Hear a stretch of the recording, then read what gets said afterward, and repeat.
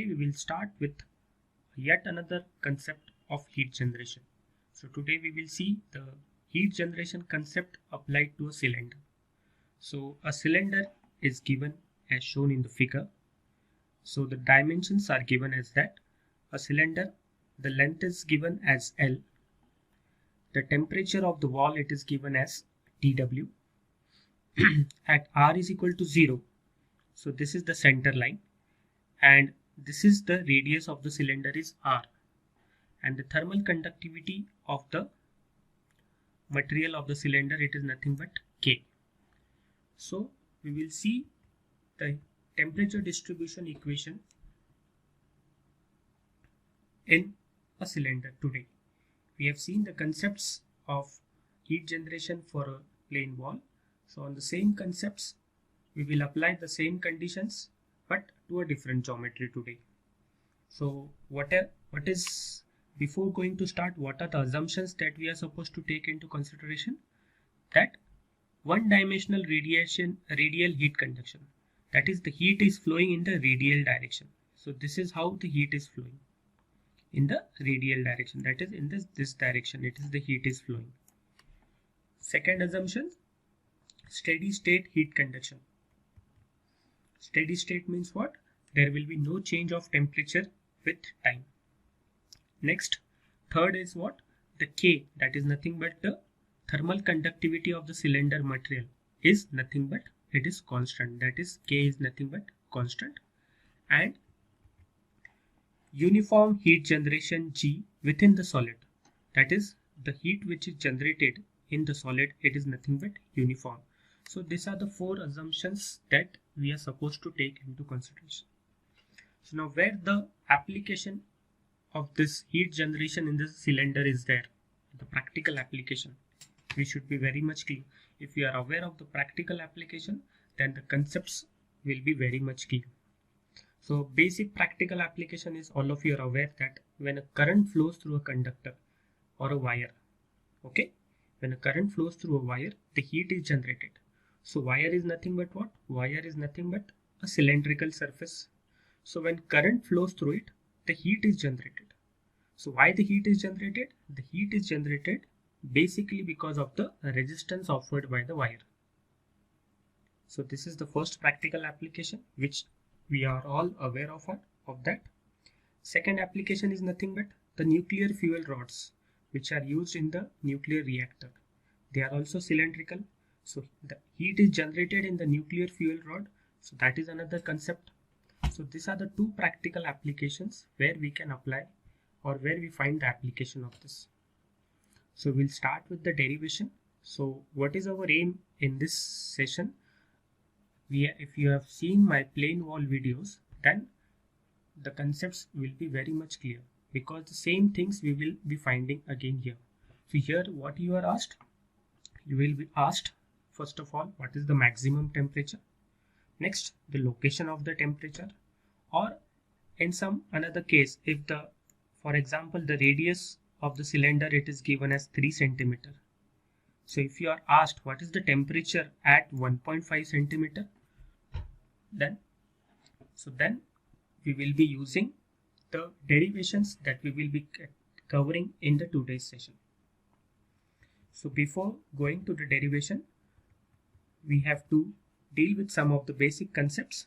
So as it is a cylindrical geometry, we will be utilizing the heat conduction equation in cylindrical coordinate. So all of you are aware of the cylindrical coordinate. So this equation is there, that is del square T by del R square plus 1 upon R del T by del R plus 1 upon R square del square T by del theta square plus del square theta by del Z square plus G upon K, that is equal to 1 upon alpha del T by del small t, that is change of temperature with respect to time. So this is the general heat conduction equation which all of you are aware of, right? So basically you should focus on the assumptions. What assumptions we have made. So the first assumption that we have made is nothing but it is a steady state condition. So we will start with the second, that is steady state. Steady state means what? There will be no change in temperature with respect to time. So this term 1 upon alpha del T by del small t, this will become 0. Why? Because it shows the change of temperature with respect to time. So this term will automatically get equal to 0. So as per our assumption. So what is the next assumption? That is one dimensional radial conduction. So automatically these two terms, it becomes equal to 0. So whatever is left is nothing but this equation, this much, this, and this is equal to 0. So this is the equation that is left with it. So after properly rearranging it, we get 1 upon r d by dr in bracket r dt by dr plus g upon k, that is equal to 0. Here it is missing. So this is nothing but the Poisson's equation. So the same process again we will follow. We have seen the Poisson's equation for the plane wall. Now here we will be utilizing the Poisson's equation for a cylindrical coordinate. So we have got the Poisson's equation now. Now the same steps. What are the same steps? The Poisson's equation. After getting the Poisson's equation, we will apply the boundary conditions. Then you will first, before applying the boundary condition, we will integrate the Poisson's equation. You will get the value of C1 and C2. Then we will find the value of C1 and C2 by applying the boundary conditions, and then substituting the value of T1 and T2 to get a temperature distribution equation. So our first aim is nothing but temperature distribution equation. Same. So I hope the Poisson's distribution equation is very much clear to you all, how the Poisson's equation has come. Now we will be utilizing this equation in the derivation part. Also the temperature profile is the parabolic profile over here. So from the previous examples or the derivations of plane slab, we know that for a plane slab, the maximum temperature it occurs at the center, but here in case of the cylindrical geometry, it will occur at the center line. So this is the maximum temperature. So the maximum temperature will occur where? The maximum temperature will occur at r is equal to 0. And this point is nothing but r is equal to capital R. So the temperature profile also is a parabolic profile. So that also we will see accordingly. So now we will start with the derivation. So for a solid cylinder, we are applying this concept for a solid cylinder, not for a hollow cylinder. So please keep this in mind. So this is the example of a solid cylinder. So this is the Poisson's equation that we have found. 1 upon r d by dr in bracket r dt by dr plus q gen upon k, that is equal to 0. You can write small g or capital G, that is up to you. It's not an issue. So after rearranging it, you will get like this. By multiplying it by r, you will get the equation in this form. So now what you will do, we will integrate this equation, this above equation. So integrate the above equation, we will get what? R dt by dr, the integration of derivative, so the derivative is removed. That is equal to minus q upon k, the integration of r is nothing but r square by 2 plus the first constant, that is nothing but C1. So now after dividing it by r, you get this equation, that is equation number 1a. Now integrate this equation again. So you get another equation, that is t is equal to, after integrating this equation, minus q upon 2k. So integration of r, it is nothing but r square by 2. So this it becomes 4k plus C1 integration of 1 by r, that is nothing but log r plus another integration constant, that is nothing but the C2. So we'll be utilizing this equation again and again, this second integration equation. So our next task is now what? The next task is nothing but to find out the value of C1 and C2. So before that, I have told you that the maximum temperatures occur at mid plane in a plane wall, whereas for the cylinder, it occurs at the center line. So the maximum temperature will occur at the center line. So now we will apply the boundary conditions. After applying the boundary conditions, then only we can find the value of C1 and C2. So now we will see with the first case, when A long cylinder with uniform surface temperature is given. So the geometry is same, but here the uniform temperature of the surface that is given, that is nothing but Tw. So we will see the temperature distribution equation for such case.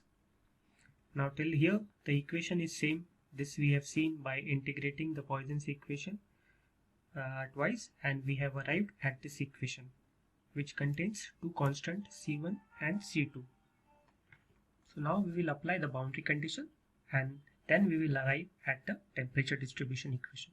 So the first boundary condition we will apply at the center line. So this at the center line we will apply, that is at r is equal to 0. This is the boundary condition. So at r is equal to 0, we know that the change of temperature with respect to the radial direction, that is 0, because the maximum temperature it occurs at the center line. So that means dt by dr is equal to 0 when r is equal to 0. Now we will substitute this value in this below equation. This equation we have already found out. So if we substitute this term, it becomes equal to 0. This also it becomes equal to 0. So automatically you will get the value of C1 as 0. Right? So here we have found out first integration constant C1. Now our task is to find out the second integration constant C2. Right? So how will you find out C2? For finding out C2, again we will have to use the second boundary condition, that is the condition existing at the surface. That is nothing but at r is equal to this capital R, means at this point. So at r is equal to capital R, what is the temperature? What is the temperature at the surface? The temperature here it is nothing but Tw. So at r is equal to capital R, T is equal to Tw. So now you will substitute the value in this equation. So you will get the equation, this equation now. In this equation number 1, T is equal to minus Q generation multiplied by R square divided by 4K plus C1 ln R plus C2. So if you substitute, you will get the value of C2. So T is replaced by Tw, R is replaced by capital R, here R it is replaced by capital R. This term it becomes equal to 0. So you will get the value of C2. So in this way we have found out the value of C1 and C2. Now if you substitute the value of C1 and C2 in this equation which we have found, you will get the temperature distribution equation. So after substituting the value of C1 and C2, you get this equation. T is equal to Q generation divided by 4K in bracket capital R square minus small r square plus Tw. So this Tw it is nothing but the temperature of the wall, and this T is nothing but the temperature distribution equation in a solid cylinder. Do remember this, that the cylinder is a solid cylinder with heat generation. So we have completed our first task, that is nothing but to find out the temperature distribution equation. Now our next task is to find out the value of Q and the Tmax equation, that is the maximum temperature equation. So now heat conducted in the solid medium, for example, it is given by, this is a basic equation, that is the Fourier's equation. Q is equal to minus Ka dt by dr. All of you know that the heat it is conducted in the radial direction, in this direction. So this is the diagram. So whatever is the energy which is generated, okay, this G amount of energy heat it is generated in the medium. Now this heat will flow in the medium, okay, in this medium, by which it will flow with the help of conduction. So now we will find out the conduction equation. So all of you know this is the equation. So we have from equation 1a that dt by dr, that is equal to Q generation into R divided by 2K plus C1 upon R. This we have found out from the first integration of Poisson's equation. After solving, we have got the value of C1 is equal to 0. So if I substitute C1 over here, that is this term, it will be equal to 0. So I will get this equation. Right? So I have got the value of dt by dr. Now what I will do, I will substitute this value of dt by dr in this equation over here, equation number A. So after substituting, I get Q is equal to minus Ka in bracket Q generation multiplied by R divided by 2K. So the area is replaced by 2 pi r L multiplied by r into 2. So you get the equation Q is equal to pi r square L multiplied by Q generation. So this is nothing but the same energy balance equation. Whatever the heat which is generated, that heat it is flowing through the medium by what? Conduction. So this is the energy generated. How much the energy generated? That will be equal to the conduction heat. So this is nothing but a energy balance equation. So Q is equal to pi r square L multiplied by Q generation. Okay, I hope the equation is very much clear to you all. Just simple mathematical understanding is there. Just apply the boundary condition and substitute the values. There is no difficulty in it. Now the next task is we are supposed to find out the location of maximum temperature and equation of for maximum temperature. Now the temperature distribution in the solid, it is given by the heat conduction equation. This we have found out, the temperature distribution equation. Okay, now only we have found out. I will just show you this. This is that equation. Just we have found out. Right? Now our task is what is the maximum temperature. So maximum temperature, all of you know that Tt by Tr, that will be equal to 0, then only you will get the maximum temperature. So what you will do, you will differentiate this equation with respect to R and equate it to 0. The same steps that we have followed for the plane wall. So after differentiating the equation number 2, you will get dy dr. So differentiation of this, that is Q generation upon 4K. So we are differentiating with small r. So this term it's gets 0. This 2r, this is 0. So you get Q generation divided by 4K minus 2r, that is equal to 0.